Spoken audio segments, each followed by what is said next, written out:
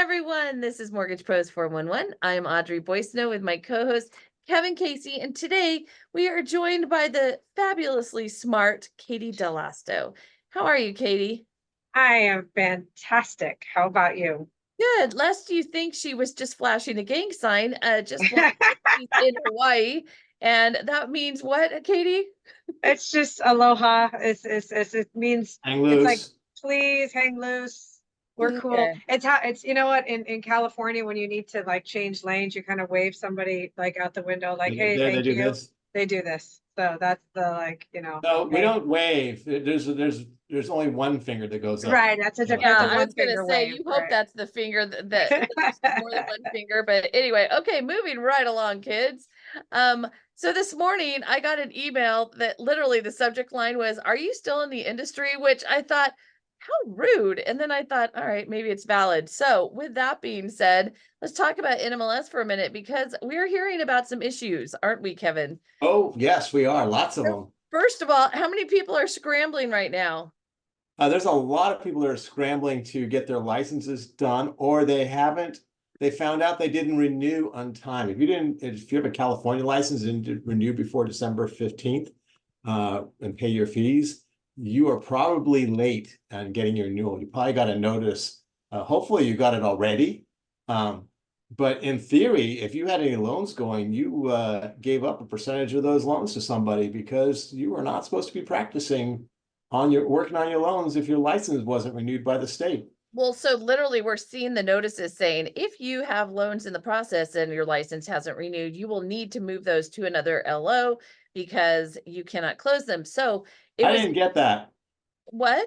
I didn't get that email. I didn't either think. Oh, I got the email, but it was sent to everybody. So Kevin just didn't get it because he doesn't read his email. With that being said, and usually I'm the one who doesn't read my email. So I love to tell someone else that they're not doing it. Anyway, bottom line is we had a listener who contacted me last week, and I told her I would not say her name, but I cannot thank her enough for the information she gave us. So she was having trouble with renewing her license with DFPI, and she wondered if we had heard this from anyone else, which at that point I had not.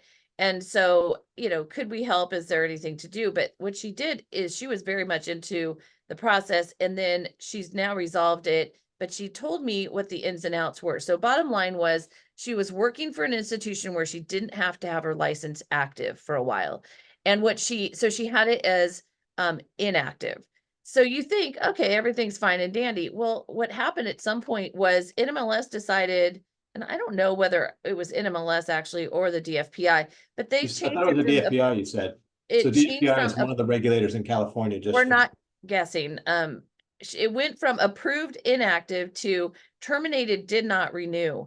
So thank God she started working on this in the fall, like early in the fall. She was not waiting till the last minute at all by any stretch. And so she was told that she had to take, like back continuing ed classes, which turned out not to necessarily be the case. But because the license had been terminated, she now had to reapply for her license completely. I mean, reapply. Wait, she had to, or she was told she had to? What?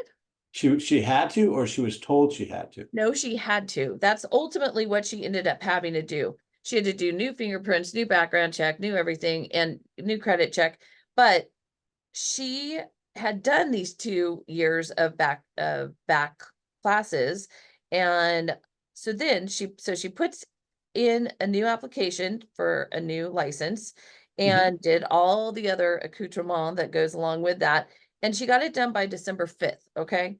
So she did not get an email until the first week in January from the California DFPI requesting additional information. And the additional information was funky. So she was laid off from where she was before. So she had on her on her MU4 form, she had said no to the termination disclosure question where they ask you, have you been terminated? She said no, because she wasn't fired. She was just laid off. So, and the reason this is relevant to so many people right now is there were so many people who were laid off this year. It wasn't just her. So that's why we're kind of going through this a little bit. So bottom line is she went 15 rounds with a DFPI. It was very difficult to get a hold of someone who could help. She kept getting bounced around. And so she made us some notes. So a few of the things, I'm going to read this because it's so good. A few of the things I learned through this experience are here to make sure are to make sure you check the status of your license in the NMLS system to make sure it's correct. We take it for granted. We can't take it for granted. Also make sure the company you're using for continuing ed understands the status of your license. If you are working for an institutional lender like a bank or credit union and you choose to not renew your license in December within a given year, please be aware that your license status can change to terminated, did not renew by the end of February or the end of the first quarter of the next year. Be prepared to answer any questions or provide any documents requested to clear items in a timely manner. Although I started this process early last year, there were still unexpected issues, so it's better not to wait till the last minute when everyone's trying to get approved by the new year. She also said the NMLS reps cannot see the details of the items that the state agency reviewers place on your record for clearance, and they can't always answer the questions you may have. They will direct you to speak directly to the reviewer at the agency, which will start off as an email and not a direct number to call. So you'll be emailing back and forth, and unless you are on top of it, it's not going to happen. The reviewers have a different view of what is reported on the LO's NMLS site, and any corrections or information that we add or change takes 24 to 48 hours to show up in the reviewer system, although they may be able to review it on the NMLS site to sign off some items depending on what it is. So she finally was able to get this resolved. She had to go to a manager at the DFPI. She had to go back and forth a number of times, and she finally was renewed on the 8th. So thank God. But the bottom line is she is not alone. So in the course of this experience, she's found there are a lot of people that are having issues, not just because they were late to renew, but because there are some mix-ups at the regulators. So whether you're DRE in California or DFPI in California, or I don't know what's going on in other states, but we have plenty of listeners in other states. And so we're curious if you have any experiences, let us know. And if anyone's having trouble, we actually have some guidance for you here, which we promise not to send out to the masses because we don't want somebody to be inundated, but we want them to be able to help individuals. So with all that, holy guacamole. Yeah, it was interesting year renewing this year. It don't have was. many challenges I've had in previous years. It definitely was. And it's funny because I'm licensed DFPI and DRE in California, which is crazy doing that in the first place, but anyhow I am, and I just keep it. But I'd rather keep it than lose one and then try to scramble trying to get it. So it's like just pay the extra $330 a year.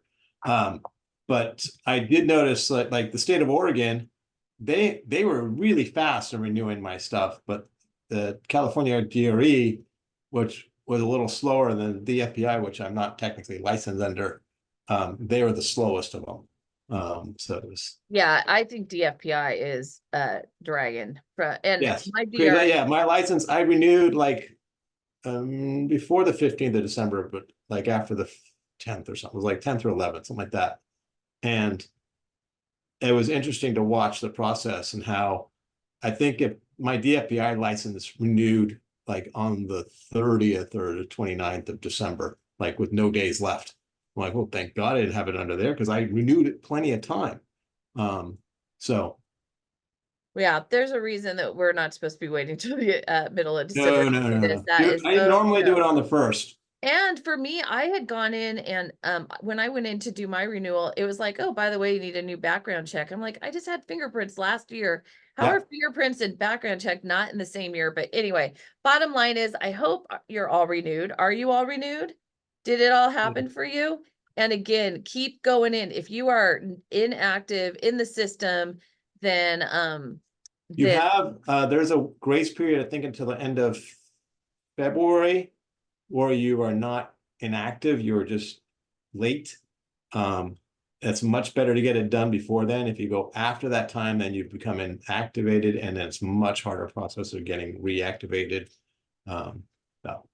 Well, and I'd also ask the listener specifically, I'm like, so you didn't have to take the test again, and thank God, right?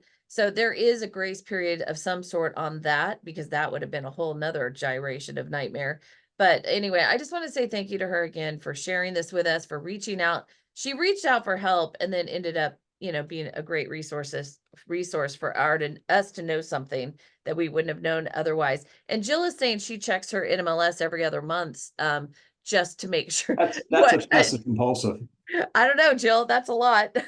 Like, what are you worried about? Just because we do this show, I actually pulled up my stuff, and it was interesting on the background checks. They're not consistent. Sometimes they ask for them, sometimes they don't ask for them. I And then can't I had to figure it get out. fingerprints this year. Hadn't had to get them in years. And it was a different timeline on that. It was the 15th of December, not November 1st. And it was weird. Yeah, it is weird. So guys, when we start hounding you in July about taking care of all this stuff, it is no joke. Like, get all your stuff done. I know that it is against every grain of an MLO's nature to do something early, but this may be the exception that you make. With that being said, there's one other random thing that I've been meaning to mention for weeks, and it was something that Kevin stumbled across, where he had an investor who ran a background check on a borrower. So I thought that was fascinating. And oh, yeah. Yeah. And so it is worth noting when you have a borrower, I mean, if they, have legal issues or criminal issues that could come up, and Or lawsuit issues. whether or not it should is debatable. And actually, that'll be a good question to ask Mark McCardle with the CFPB. We will be having him join us next week live, people, live. So you can only see it live. It is the one person we cannot put on YouTube. So join us next week. And if you have other questions for him, he is awesome. We are always laughing our tails off, but also getting really great information when he's here. So join us for sure. But yeah, background checks on borrowers. Holy crap. All right, Katey, the last. Yes. So today, God bless you for sitting there and not looking like you're bored out of your How'd I do? How'd I do? You did great. I thought she did great. What do you say, Kevin? Should we vote? She did great, right? I told her, I said, I'm going to run through a few things, try not to fall asleep and look bored. And she did. So yay, thank you. So today we are going to walk through a plan that you can. And when I say you can, I mean, you should do for yourself, but you can also take it to your referral sources and teach it to them. And what about your clients? You're an advisor. So why couldn't you share this with your clients so that you are helping them have the best 2024 they possibly can, right? So speaking of doing things better late than never, it is January 9th, and we are going to talk about doing a business plan. But guess what? You can knock it out today while we're on here. So Kevin and I both did it. I told him, I sent it to him. I said, hey, do this and time yourself. So well, it's interesting because we both had to sit through this company business planning thing. We didn't have to, but we did. We did because we wanted, and they spent the whole time, an hour and a half, on the importance of setting goals and blah blah blah, and they never got to actually setting a goal. And there was never a follow-up. Whoa, wait never. You just made me sit through an hour and a half. It was literally an hour. And so much done. I know how important it is to set goals. That's why I'm here. No. Listen to how important it is to set my goals. So no moment where you like charge the front of like, what the heck? Oh my God. Both of us at the end of it were like, what just happened? Like, and it wasn't that it was not good information. It was good information. Great information. But put it on YouTube, 1.5, 2 speed, and knock this thing out. And then can we get a plan? That'd be a great idea. So here we are. So Kevin and I both did. I'm always curious the difference between Kevin and I, right? So I sent it to him. I told him I said, time yourself. And then, and so he did it. I did it. I get a text back from him. That was great. Took me 3 minutes. And I said, awesome. So I do it. It takes me 4.33 minutes, right? Nice. So I'm like, I'm down to the second. And then when I circle back with him and tell him it took me 4.33 minutes, he goes, well, I estimated it, but about the same. Okay. Total Audery Kevin juxtaposition, right? I'm going to be super detailed. He's going to just knock this out, right? He doesn't read emails. That's you. People that don't read emails, we guesstimate, ballpark it. It's in the good enough category. I have a terrible if you want to go back a year, I was talking about the 126,000, I'm not joking, emails that I had unread in my email inbox, which I have gotten through like 90% of them at this point. Oh, dear God, delete. I've been doing, you would be amazed at what I learned, anyway, so I'm down to next to nothing at this point. So that was a huge deal in 2023 for me. With that being said, I said, Kevin, no, take that off your screen. Okay, I'm going to give you a productivity hack. Okay, hang on. 71,809 unopened emails. Okay, I'm going to give you a productivity hack. You're not supposed to be proud of that. All right. So anyway, bottom line is, so I told Kevin, I'm like, let me see what yours looks like and what mine looks like. So mine still looks like this because I printed it and I can't mess it up until it's perfect, right? I have to get it figured out and then I can write on it. So mine is written out on a pad of paper. And then I had him send me his because I just wanted to see. And he did a great, I mean, again, there's not a right or wrong here is my point. So he did it his way. I did it my way. We both ended up at the same point, which is we both have a plan of sorts and a few questions. So Katey, Yes, so let's walk through this thing. And by the way, I'm let me share my screen because I think it'll be for those. Yes, share your screen because I'm realizing that it would be helpful if people had your worksheet, which we'll embed it into the YouTube post. Okay, perfect. Okay.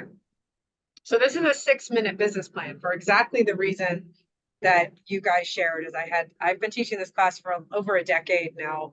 And because people tell me, I say like, oh God, I've got to go to a business planning clinic.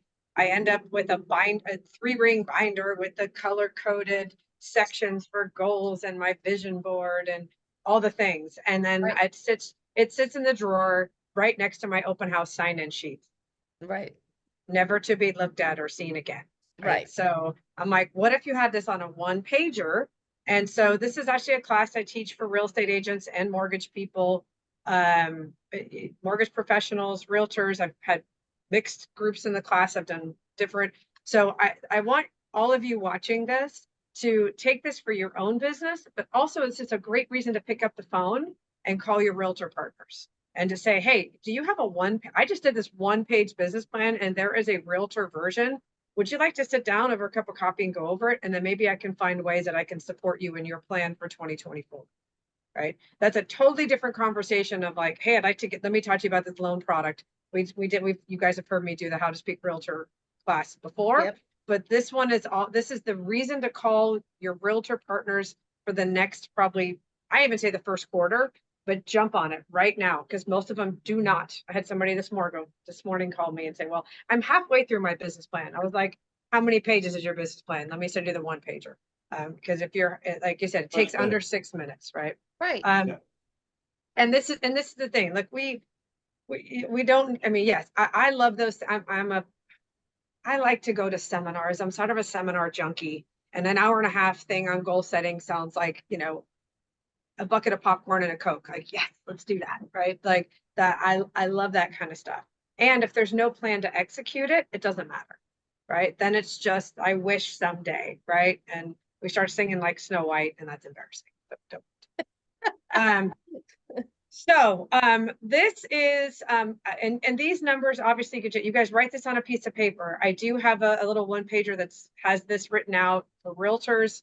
I can send you one that's adjusted for loan officers. The math is just a little bit different, though not significantly different. But you guys, this is absolutely a great tool to use for past clients, friends that own their own business, right? If you own a pizzeria, you're a CPA, all these things are about the same, right? If you have a goal of how much revenue you would need to bring in for your business, you basically know how much your average sale is. Whether it's hey, I know how much money we need to take in at our restaurant every night, 7 nights a week to be able to make this work. There's an average, these sorts of things. So I put an average of $500,000 being, and maybe that's high, maybe that's low. I know some places have 200,000, but I picked $500,000 as a loan amount. I know you guys have a lot of California people. Is that that's the number I worked with? Sorry. I would say, yeah. It's fine. I mean, everyone can do the math on their own. And with that being said, if you have not been a good tracker, if it feels daunting to go back and figure out what your average commission is, pick a number, just guess, I mean, right, Katey? Is that, Yeah, I mean, pick a number, or the easiest thing is you maybe email your manager. Hey, what's the average loan amount for our company? yeah, Boom, just they know plug a it. number in there and Or make plug a it. number or I mean, ballpark if it. it's a choice between having an exact number, which is my inclination, I want that, Correct. Right. or not getting it done, which is what I did for a long time because I would want to have it be perfect and it wasn't. So I just didn't do it. Now Right. I have adopted, okay, forget it. You know what? I'm not perfect. It doesn't have to be perfect. Let's move this Right. thing along and just pick something and go But you know from there. what's good is when you're not perfect, and oh, I'm not hitting my targets, and it early in the game, Early. and That's you can right. tweak it to get back on track. Yep, absolutely. So we're going to use a $500,000 loan amount with your average commission check being about $5,000. And so that means you need to have 50 transactions. You need to have 50 closed loans to make that number happen. All right, so 50 closed loans, 50 transactions. I believe and you guys, this is another thing you will track as you go. And I don't care if you do it on a piece of paper, on a Google sheet, on an Excel sheet, if you have a super dynamic CRM that you love and you use it. The best system out there is the one you use. Yeah. Right. Right. So it doesn't matter to me, but start paying attention to how many appointments do I need to make to get one closed transaction. I did this number. It's not quite double the number of appointments. And these are appointments with active borrowers. I call an appointment somebody who is going to make a decision about a loan within the next 6 months. Right. So maybe you're pre-qualifying them. They're starting to look, they're starting to shop. You pulled credit, you've done the disclosures, and those are the kinds of appointments we're talking about. And some people break it down a little further, but then how many leads do you need to get? All of a sudden people see these 800 leads and they start to freak out. Anybody freaked out? Anybody freaked out? Okay, good. A little bit. A little All right. bit. Little bit. Now, how many weeks a year are you going to work? Some of you have already taken off the first 2 weeks. So good on you. That's okay. So I believe a week that you are working is a week that you are actively lead generating. So a lot of people were available that week between Christmas and New Year's. They were able to answer their phone and check an email and maybe pull credit, but they weren't actively lead generating. You're going to maybe 1 or 2 days you were working, but not the entire week. Just because you were available doesn't mean you're working. So that's a vacation time. And that's awesome. You need that. If you don't take time off, you can't have time on, period. So, and nobody wants gross, like gross service. They want awesome service. So in order for you to refill your cup, you've got to have time off. You got to go to the trainings for the 1.5 hour goal setting planning. Like, awesome, cool. Do those things that go to help you sharpen the saw, connect with your community, connect with our industry. Take time. But what if you took 12 weeks off a year and you planned it? Go buy that big giant Office Depot year in advance thing that you can write on, and write on it. I actually write on those things that are laminated. Just so you know, I write on them with a Sharpie. If you can take rubbing alcohol to take it off. So it's not really permanent, but it stays on there nicer than the I just give that are dry erase. That's my other tip. So work 40 weeks a year. Hang on a second, I just want to go back to that just for 1 second, because when I saw you say 12 weeks, off, I was like, holy crap, that gave me heart palpitations. And so it really was very helpful when you clarified, okay, time off, how many weeks are you working in your business is a lead generation week, right?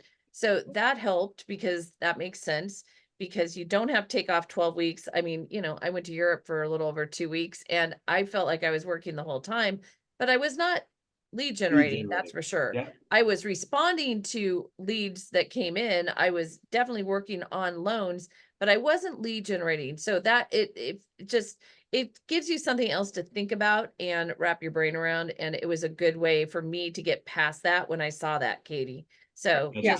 Okay, good. Yeah. And here's the thing about this market is a market where, yes, we are having to be more aggressive, and there is a balance, right? The ballerina doesn't just stand on the tippy toes, right? A ballerina does a balance, right? So this may be the year where that when you take vacation, you are having to respond a little bit more versus maybe in the past, you could take 2 weeks, turn off your email and have somebody else cover your desk for a couple of weeks.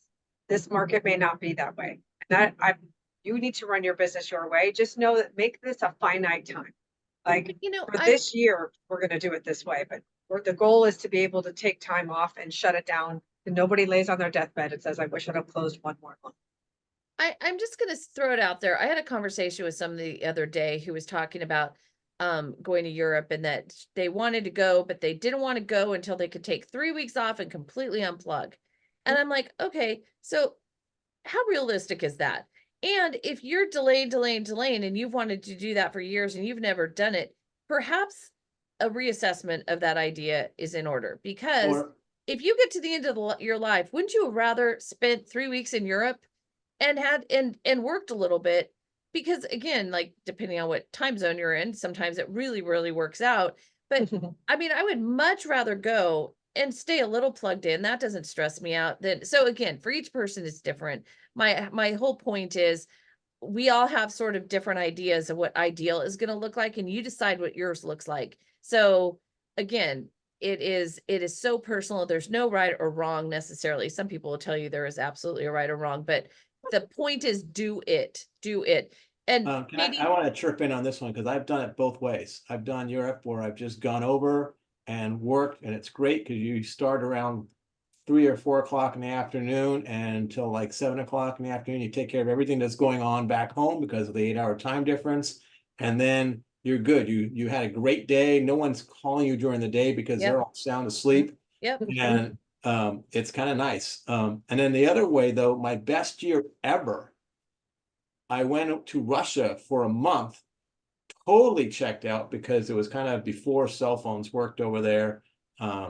And I came back to my best month ever, like, because I had to take a whole year in advance, setting all the systems up, setting all the lead systems up, having a team in place and being able to do that.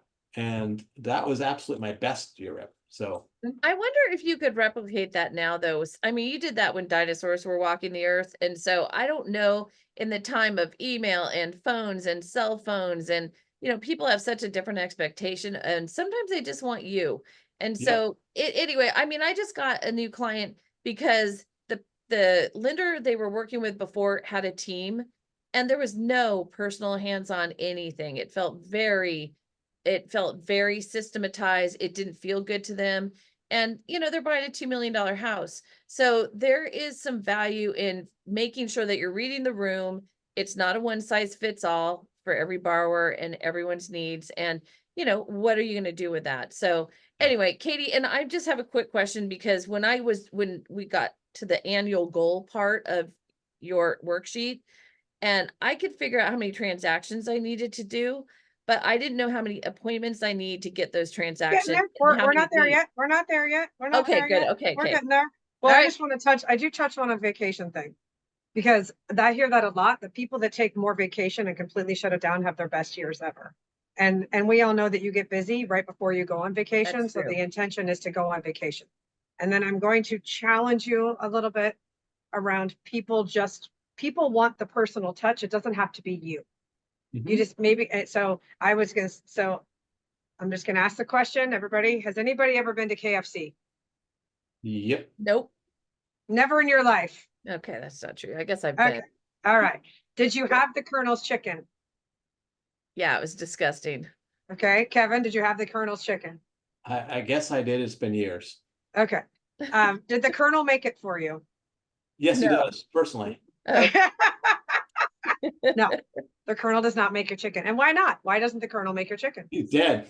He's dead. Thank you. And somehow we got the Colonel's chicken. So I'm saying if they can still get the Colonel's chicken when he's dead, somebody else who what your people want is the Colonel's chicken. So if in your case where they got that, they weren't getting what they had an expectation of. They had an expectation of the Colonel's chicken and they got a chicken McNugget from McDonald's and it wasn't at all what they wanted. So as long as your clients are getting the expectation of, oh, we love the personal touch, it doesn't have to be you. If you're a high touch loan officer, then make sure that when you're out, you have another, or when you build a team, that somebody on your team loves on your people better than you do. That does it better. All right. And so, and then if whatever clients come to expect from you, when you are building out your team, find somebody who does it better than you do. And then replace yourself with just that one thing that is kind of your differentiator. So The sorry, other that's thing I did was a little, and now thinking back to it, I had a goal or a bonus program for my team that if we received a handwritten note, thank you note from them, unsolicited, you couldn't say, hey, send us a note. If we got one, that they got a bonus. I think it was like $100, something like that. sweet, Yeah, sweet. we got them regularly.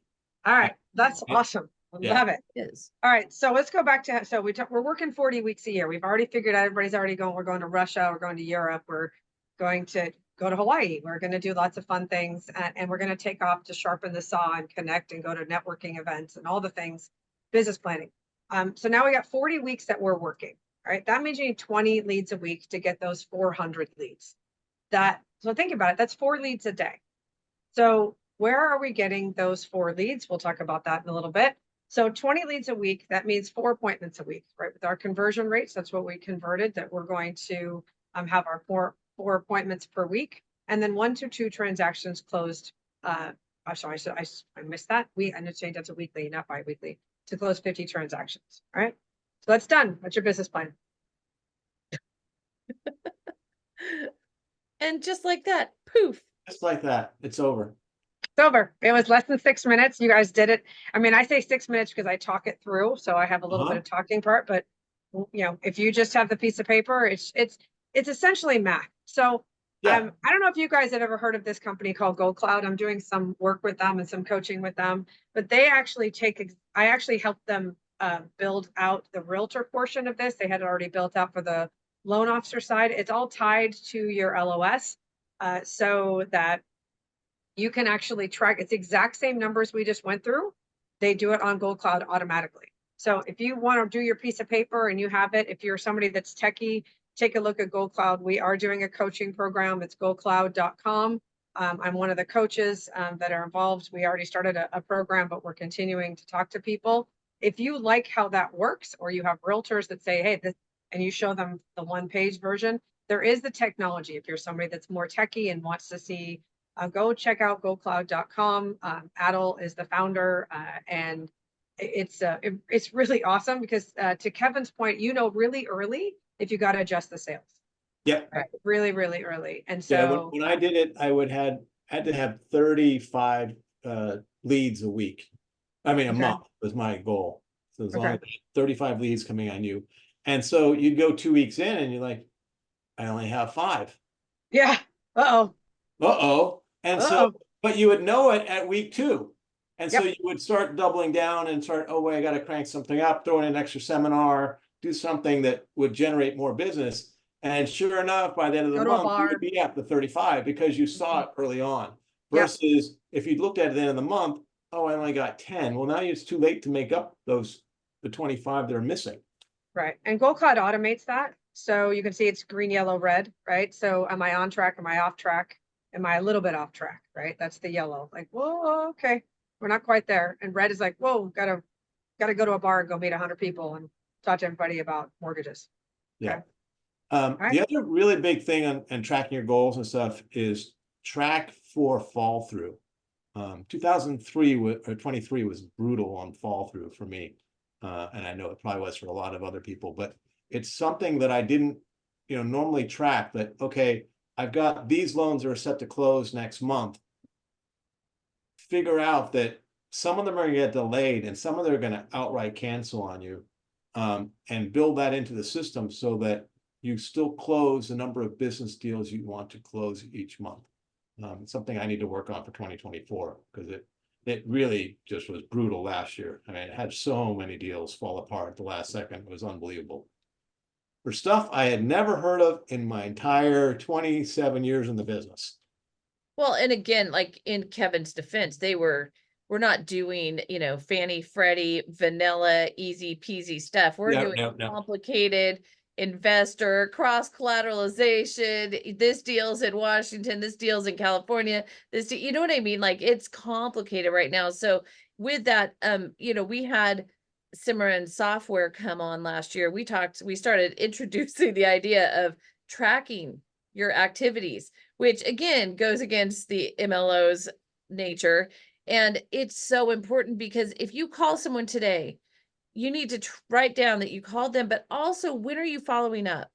And so that is something I really worked hard on in 2023. And it's something it's really working for me. I'm able to track, I'm able to follow up.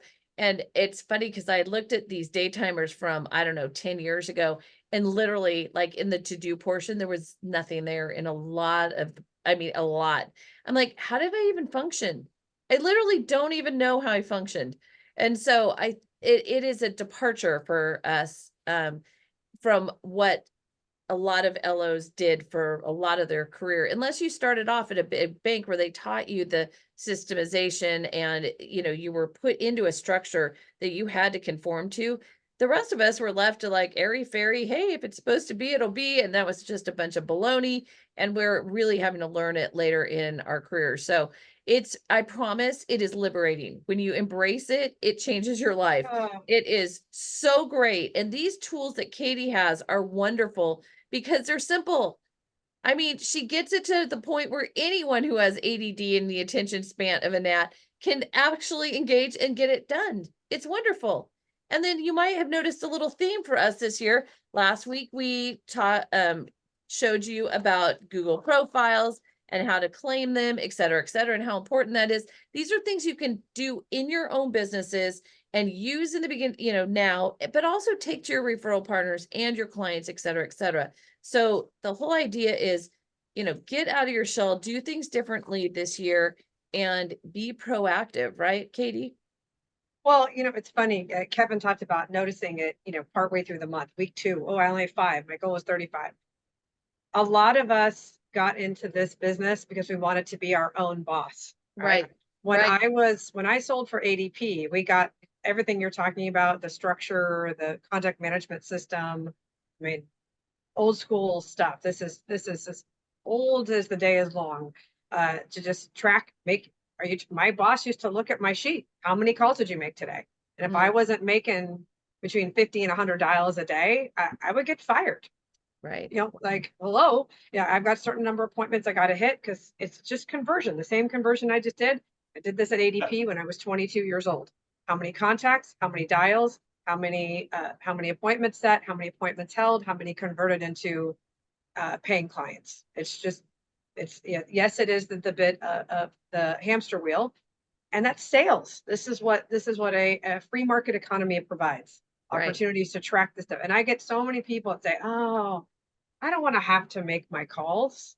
And I'm like, I don't know. Professional athletes seem to get pretty good at the basics. Why aren't we? Yeah. I mean, Well, I'm a football fan. I don't know. Blocking and tackling is kind of important. And professionals are the masters at it. They don't go, well, Right. I don't need to be good at this anymore because, I'm a professional. The expectations that they need to be better than everybody else at it. And for some reason, we are, am I allowed to swear on this? To some degree. All right, crappy. We are crappy bosses. You might have a crappy boss that your boss goes, it's okay that you only have 5. And I know your goal was 35, but it's been sunny out. And, you've been a little, you're kind of tired from the holidays. And, Right. it's, your boss is like, it's okay. It's, what, you'll make it up next month. It'll just magically appear. Like, we're going to use the force to get business and it'll be magic. And sometimes that works. But a real boss is going to say, what are you doing? Get off your duff, get going. And that's frankly why the coaching industry is what it is inside of mortgage and real estate. It's because people start to realize I don't have a very good boss. I'm really good at what I do. I'm not great at being my own boss. I need to hire somebody to hold up a mirror and hold me accountable and make sure I don't end up at the end of the first quarter and say, uh-oh. So we want to make sure that that's why I say, does the audio match the video? You put together these goals, you're excited, you're going to hit this number, you're planning, you've got your trips written out when you're going to go where, I had somebody that said, I want to save up enough money for my kid to go to college anywhere he wants to go. It doesn't matter to me what your goals are. It has to matter to you. Yep. You have to have that excitement and that passion and energy around it. And then tell people about it. Tell people what your goals are. People want to help you because we are and we are the culture of Superman and Wonder Woman. Hello. Like our culture in the United States is around flying in and saving the day. Are you serious? Yeah. Like, people That's our love business. that. Right. We'd love to They- say we're firefighters, right? Well, but I'm just saying that the reason people ask us, how's the market or what are rates, is because they are giving you an opportunity to show up for the bat signal. Like, "Oh, right, we should like this. So is your audio matching your video? Is what you said is important to you matching your activities? That's right. Right. That's right. And this is our life right now. Like what we're doing this right now, or whether you're watching on YouTube or you're watching this live, we're spending. Are you having appointments? Are you going to the meetings? Are you engaging? What are you doing? Does the audio match the video? And part of this is realtors. The huge part of this is realtors. Understanding your sales volume, understanding what's in your database. Hey, I only have 47 names in my database. Awesome. Call all 47 of them and ask them, I've got these really aggressive goals for 2024. I believe this is going to be one of the most opportunistic markets in history. And I'm looking to talk to people that are interested in taking a look at the opportunities that this kind of a market provides. Who do I need to know that you know? And get introduction. Double your database by calling everybody and saying, Happy New Year. Who do I need to know that you know from a business perspective? Whether it's, financial planners, CPAs, head of the PTA, it doesn't matter to me. It has to matter to you. Whatever your specialty is, whatever you love about being a loan officer, tell people. Yeah. Don't tell people you're a loan officer. Yep. Don't ask if someone says, what do you do for a living? Oh, I'm a loan officer or a Yep. mortgage loan originator. No, tell them what you love. Yes. I love helping people with the largest financial decision of their lives. Yes. What? Wait, what? What do you do? I love helping people realize the American dream. I tell people I put people into massive amounts of debt. They don't want to talk to me. Oh my God. Of course you do. But again, there's a lot of loan officers and realtors out there who are burnt out, especially loan officers. They feel like they're old, they want to retire, they're burnt out. You got to get some verve back into your demeanor, because what you're sending out is what you're going to get back. And if you are sending out, I'm tired, I'm over it, I'm sick of it, it's too much, you're not going to get people excited about sending you anything. They're going to move along to somebody who is actually jazzed to take care of them or be interested in their situation. So ignore Kevin in this instance, but also share with us what you're doing. Tell us what your successes are. We love hearing from you. There were some people we sent out that thank you email to all our speakers. You were on there, Katey, at the end of the year. And I'm telling you, we got some really nice emails from people who were just like telling us what was working, what happened for them and how they enjoyed someone or whatever. So just make sure that you are, don't let everyone know if you're exhausted or depressed, or you cannot send that out in the universe and think you're going to grow your business. It just doesn't work that way. I mean, karma. Yeah, it just doesn't. We have a comment here from Dirk. He goes, I've done a business plan pretty much my whole career. This year it's 14 pages. It's comprehensive. No kidding, Dirk. For the past few years, I started with, and then he goes into a whole bunch of stuff. No one will even know what he's talking about. So bottom line is, we start with Katey's one pager, and then we work our way into Dirk's 14-page volume that outlines exactly every second of his day for the next 365 days in the year, I guess. So anyway, so see how we can go from, this, but we can aspire to that. Well, Hey, I wanted to share this, the tracking stuff, but Katey, go ahead with your comment first. Well, I just want to say in the tracking thing, we can talk about that. I'm going to share a little bit around time blocking too, because you got to take your goals and put it into your calendar. Yeah. So on the tracking part, so I track my leads, had my referral sheet, and I just would track them all day. One of the things that was one of the biggest moments in my career was when I had a broker say, he asked me to look at my sheet, and he looked, he goes, I want you to do a separate sheet. I want you to break this down as to how many of these deals close and how many of these other deals that did not close. I want you to give me a list of those and what were the source of those businesses. And so I did this, and I realized that I was spending a whole bunch of time going after this one real estate shop that was only giving me crappy referrals. They were that was where all of my bad business was coming from versus I had a networking group where all of my really good business was coming. I was closing literally 100% of those referrals and in literally only closing maybe 10% of the stuff from this real estate office. And from that moment, I said, I'm going to focus more on my leads group and that kind of business and getting referrals and not do this real estate office anymore. And my business quadrupled from that moment. It was just like, wow, that was. Yeah, that's a great exercise to do now. Yeah. Look back and say, where did your business come from last year? And then double or triple down on those things. Triple down on what was good and back off of what was bad. Back off. Yeah. Doesn't mean go dark. It just means don't put too much work into it. Not put much energy around it. So, and this is the one thing is sometimes it's past clients, right? I know. Okay. Everybody's like, oh, the annual mortgage review. Like, oh, I've heard about that for 25 years. Yeah. Are you doing it? Right. Exactly. It's like telling me that push-ups work. Yeah, I know. Push-ups are the greatest exercise ever invented. They're free. They work every muscle in the body. They're incredible for strength, for wellness. Oh yeah, push-ups. Oh, your back pains go away. Everything goes away. I love push-ups. Yeah. A big push-up fan. I was like, what push-ups? Really? Like that just seems so basic. What did I talk about? The basics? Master the basics. Annual mortgage review is a basic.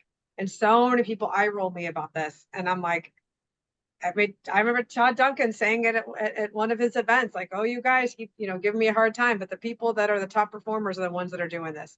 Well, it's a reason to call your past clients. In November, consumer credit increased by $23.7 billion. Perhaps an annual mortgage review might be in order for somebody who might have too much credit debt and might need to do a refi of some sort. And it doesn't matter. It doesn't. Oh, no one's going to want to do anything at 2.5%. Then it's not about their mortgage. It's not about the mortgage on that property. Talk about other mortgages. What else is happening? Are you, do they have a family member that qualifies for reverse mortgage? Have they thought about buying a property with investment property, a renovation loan? Sorry, it begins with an R. A renovation loan, which you can go. I was just in Rockford, Illinois, home of the Rockford Peaches, for those of you that follow a league of their own, at Christmas. You can buy a duplex for $100,000. Okay, $100,000. How much is it rent for? How much? What are the rents, Katey? Oh my God! Right. And I was driving around with my cousin, and I'm like, I'm coming back here in the spring, and I'm going shopping. Because I don't really want to pick out a house in the snow, but but I mean, like, right. I'm starting to think about it. I'm starting to think about investing differently. Do I need to buy in Hawaii or in California? Not necessarily. Could I rent a place in Rockford, Illinois, take some of that cash and put that towards? I don't know, but wouldn't it be fun to talk to somebody around that who could maybe talk about the numbers? That sounds really interesting. Like there are lots of places around the around the country and small town USA that you can buy a house for $150,000, a nice house in a nice neighborhood that rents well, that's near a hospital that rents out to nurses. You guys follow me on this, right? Yes, we do. And it doesn't have to be about their particular mortgage. Stop getting like this outside the box thinking, people. Right. We've been talking about this for months, actually, where we've been giving them ideas. Like you call your clients, you talk about, are your kids in college? Do they need a place to live? Can you buy one for them? Investment properties, their friends having, if they're of a certain age, all they talk about with their friends is houses and kids. And so I had a conversation with a client recently, and it was really eye-opening. I shared it on here because the people who haven't bought houses think they missed the boat. So we have to change that narrative. And where do we start? With our clients who did buy houses, who are talking to those people. And so again, think outside the box. And we've given you lots of ideas over the last few months, but there are other things to talk about other than your mortgage that you have at 2%. Right. And these are still historically low rates. Totally. Right. Absolutely. And this is one things that people just don't get. And so we need to remind them because look, the media doesn't do a story of man walked dog and had a nice dinner with their family and went to bed. Film at 11. Like these are historically low rates, but they don't make the headlines. They're not clickbait. That's right. Here's the thing: when somebody asks you what are rates, this is my soapbox. This is my soapbox for realtors. Somebody asks how's the market or what are rates, you book an appointment. End of book an appointment. Book an appointment. Book an appointment. If you think about the number of people on an average week that ask you how's the market or what a rate, those are leads. This is the only industry I've ever been in, and I have sold everything. This is the only industry that I've been in where leads walk up to you and say, "Hi, I'm thinking about maybe something around what you do. I'm thinking someday I might need a loan, and I think I'd like to work with you. Could you tell me if you're somebody that is valuable for me or somebody that's important to me?" No, it is very We true. say idiotic things. Drives me crazy.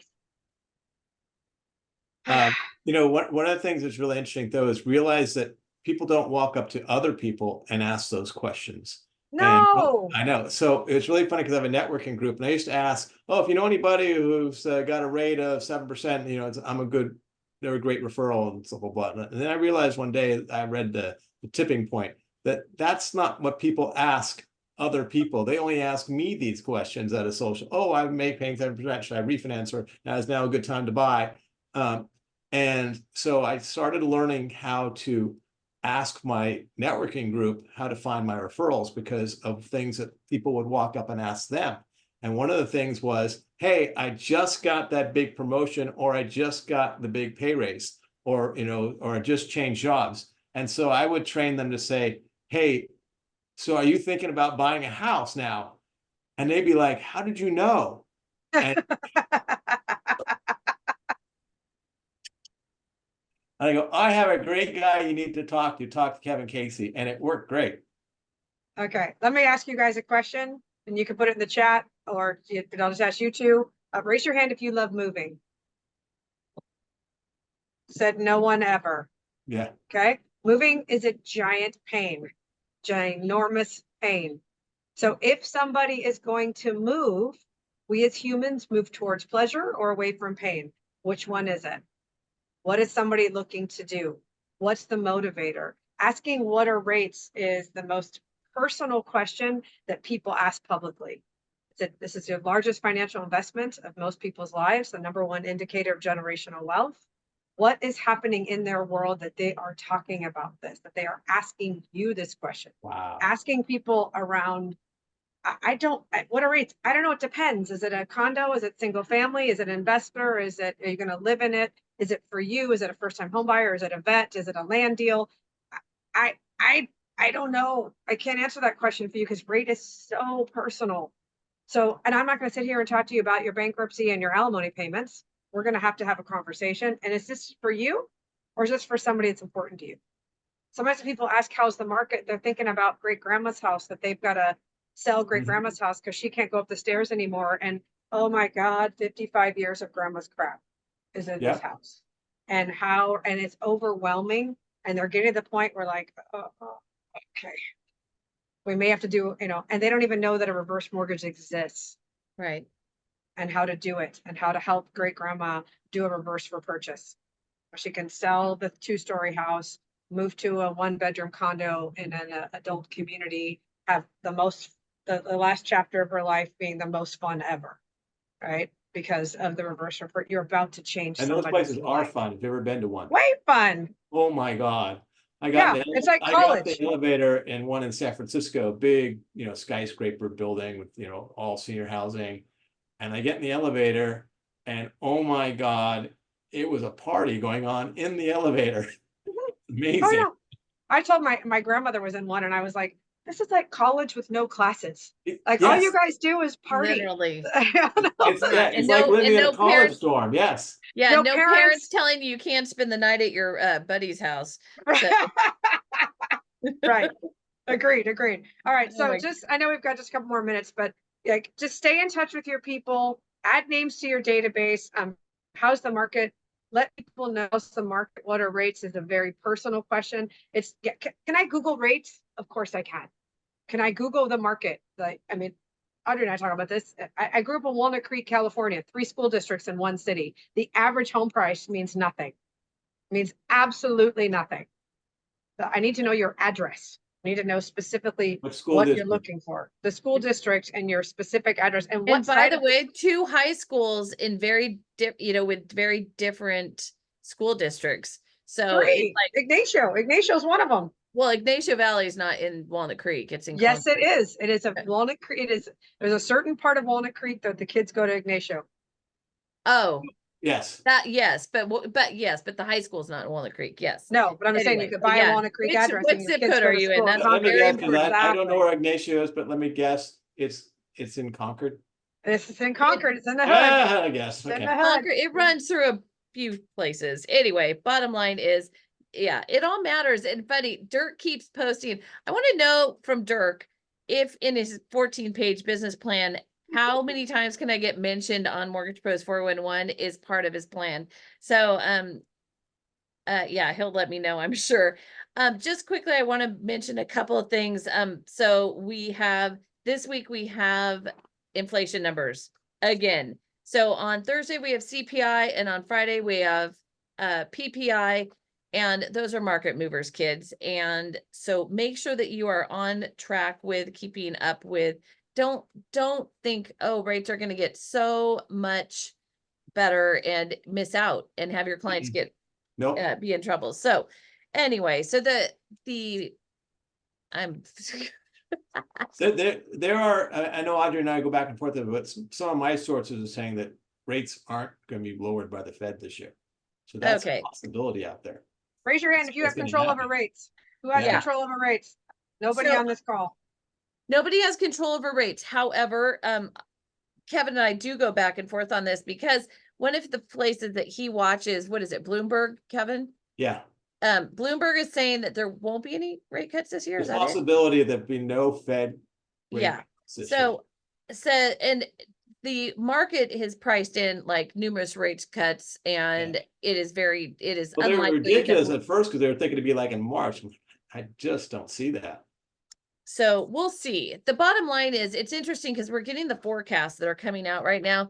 And you know that we take those with a grain of salt, right? It's good to know what the forecast is, but also to remember in the last couple of years how many things can derail it, like, debt ceilings and credit downgrades for the country and, wars and invasions and all sorts of crazy things, to Katey's point, are completely out of our control. So again, you want to be the expert. You want to know what's going on out there. You want to know which headlines are, true or not true. And you want to be able to speak to that with your realtors and referral partners and your borrowers, because it's important. It establishes you as an expert. That matters. But it does not, we never promise anything, because we have zero control over any of this, and it is what it is. But with that being said, mortgage rates are coming down. It looks like they're going to be better in 2024. Hallelujah. Can I Appreciation. jump in on that just from a realtor perspective? Sure. So not having any control over rates, knowing kind of maybe where it's going is interesting. But at the end of the day, somebody's moving or buying a house or buying a home because of something else going in their lives. If you're pregnant with triplets, you got to buy a new condo, right? You got the one bed or the 500 square foot studio is not working anymore, right? So, right. And what you guys are the experts you're the experts in finding solutions to what works. And of course, somebody's going to refinance. Duh. If rates go down, or when rates go down, or people who get a higher rate are going to refinance, duh, right? And what people do have control over, what consumers have control over, is income, right? What are they doing at work to make more money? Do they need to just, does somebody else in the family, can they drive Uber a couple of nights a week, right? If you need to make an extra $500 a month because some unexpected, because that's what people say, oh, what if something unexpected comes up? Well, there's lots of different ways in this economy to do things online, being a virtual assistant, working for Uber. There are lots of different ways that are under the control of the consumer if this is what they need to do. Right. Absolutely. And the job stats are coming out and they're showing that exactly. People losing their jobs, they're just picking up part-time jobs. Oh yeah.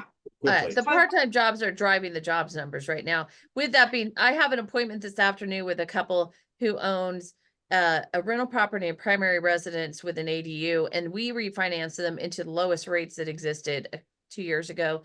And they want to talk to me about selling both of them and buying a house that suits them better at this point. So things are shifting. It's happening. Be aware of that. Get out there, people. And then don't forget, tune in live next week with Mark McCardle. You'll really enjoy it. He is absolutely very interesting. And then the week afterwards, Dave Stevens, who was an expert witness on the NAR lawsuit that just happened in Missouri. So with all that being said, kids, have a wonderful week. We are at the end of our time. Katey, thank you so much. Thank you. Go forth Aloha. and do business plans in 6 minutes or less with your people. All right, guys, have a wonderful time. Just enjoy your work. Talk to you